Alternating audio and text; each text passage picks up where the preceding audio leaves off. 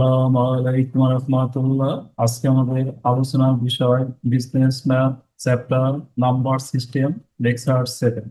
7 নম্বর লেকচারে আমরা জাস্ট ঘনমূল নিয়ে আলোচনা করব। ঘনমূল থেকে আমাদের চারটা ম্যাথ সলভ করতে হবে। একটি হচ্ছে আই, অর্থাৎ আই এর ঘনমূল, একটা হচ্ছে মাইনাস আই এর ঘনমূল, একটি হচ্ছে আমাদের -1 এর ঘনমূল এবং 64 ঘনমূল। এই গুণমূল থেকে যে কোনো একটি গুণমূল প্রায় সময়ই পরীক্ষায় আসে। যেমন এখানে দেখেন, এই যে আয়ের গুণমূলটা অসংখ্যবার পরীক্ষায় রিপিট হয়েছে।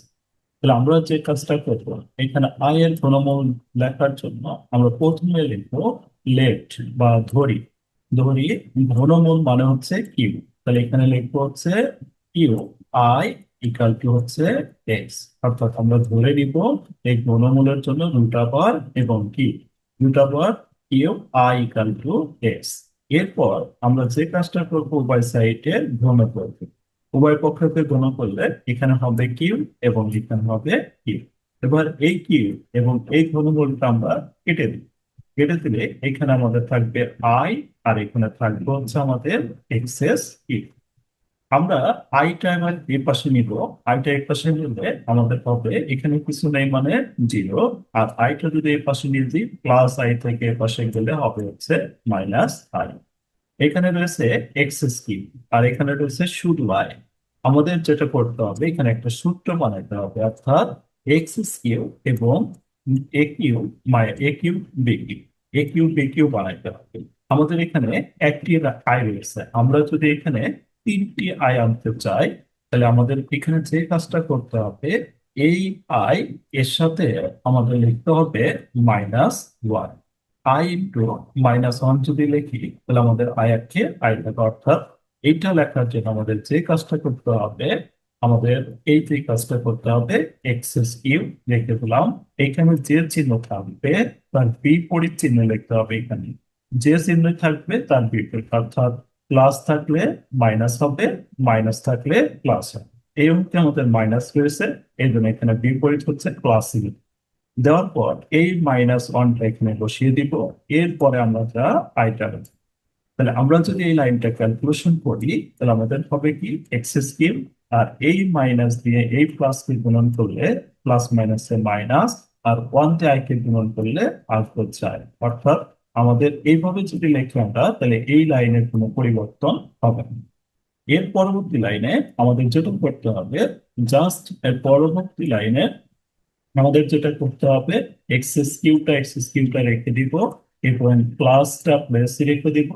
এই -1টা তুলে দিয়ে আমরা ফেলে বসিয়ে দিব। -1 সমান সমান আই স্কোয়ার, আর এই যে একটা আই রয়েছে এই আইটা বসিয়ে দিব।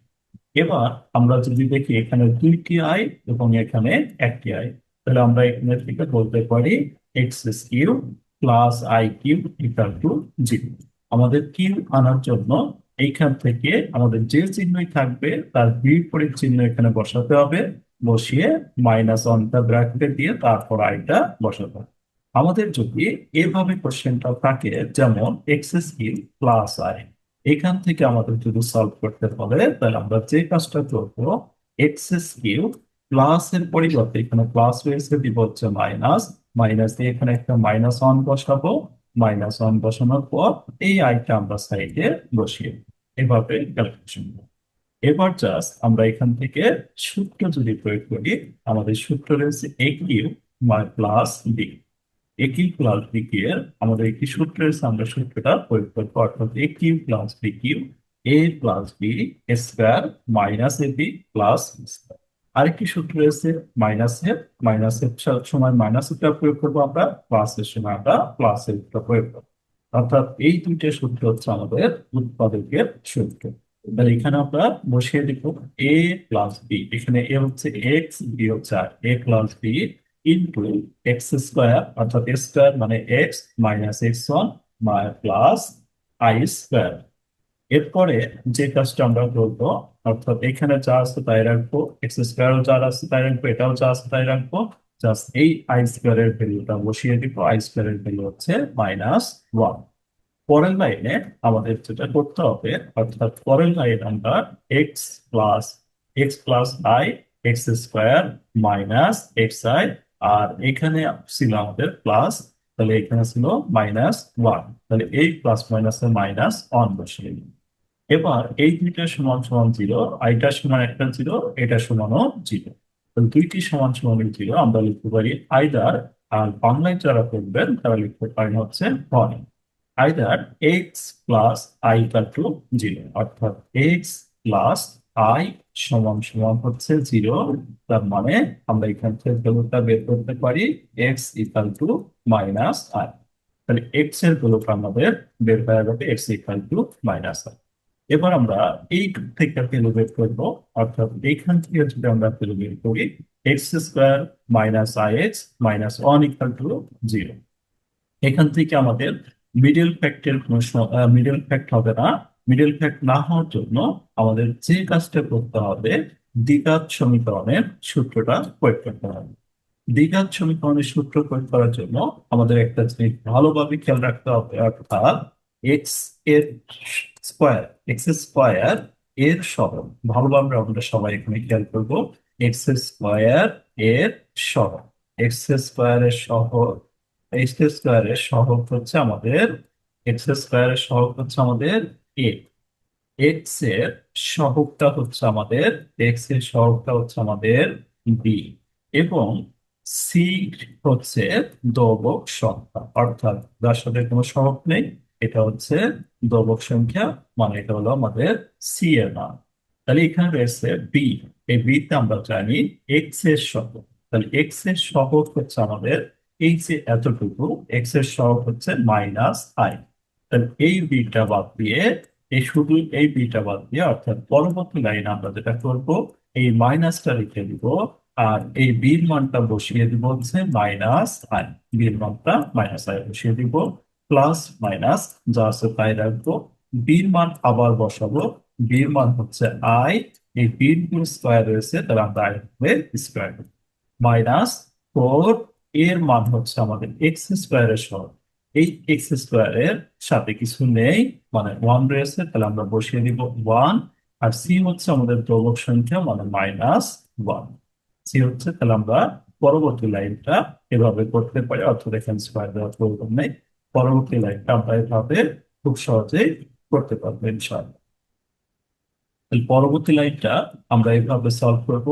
এরপরে যে কাজটা করতে হবে আমাদের, এখান থেকে যদি আমরা ক্যালকুলেশন করি, তাহলে এখান থেকে ক্যালকুলেশন করলে আমাদের যেটা হবে, অর্থাৎ এখান থেকে ক্যালকুলেশন করলে এই মাইনাস এবং এই মাইনাস, এই দুইটার গুণফল প্লাস, এবং এখানে হবে আই, এখানে প্লাস মাইনাস। আর এখানে হচ্ছে আমাদের আই স্কোয়ার এর ভ্যালুটা বসিয়ে দিব, আই স্কোয়ার এর ভ্যালু হচ্ছে -1। আর এখানে মাইনাস, আর এই মাইনাসের গুণন করবো প্লাস, 1 দিয়ে আমরা সবগুলোকে গুণন করবো, আর হচ্ছে 4 দিয়ে সবগুলোকে গুণন করবো 4, নিচে হবে হলো 2। এরপরে আমাদের এখানে হবে এক্স, এখানে হবে আই, আর এখানে 4 থেকে যদি আমরা 1 বিয়োগ করি, আর হচ্ছে √3 ডিভাইডেড 2। তাহলে এইখান থেকে আমরা বলতে পারি cube root cube root I is, এখানে আমাদের একটা প্লাস যেমন রয়েছে, I plus √3 divided 2, I plus √3 divided 2। আর একটা মান লিখবো আমরা আই -√3 ডিভাইডেড 2, এবং আরেকটি মান আমাদের বের হয়েছে আই। অর্থাৎ এর মান হচ্ছে আমাদের কয়টি বের হবে, আই এর ঘনমূল হচ্ছে 3টি। আই এর ঘনমূল হচ্ছে এখান থেকে 2টি বের হবে, এবং আগে একটি আই এর ঘনমূল হচ্ছে 3টি। এই ভিডিওটি দ্বারা আপনাদের যদি কোনো উপকার এসে থাকে, আমাদের ভিডিওটি বেশি বেশি শেয়ার করে বন্ধুদের দেখার সুযোগ করে দিবেন, যাতে এই ধরনের নতুন নতুন ভিডিও আরো পাওয়া যায়। আমরা পরবর্তী ক্লাসে আমরা আরো ঘনমূলের কিছু অঙ্ক নিয়ে আলোচনা করবো ইনশাআল্লাহ।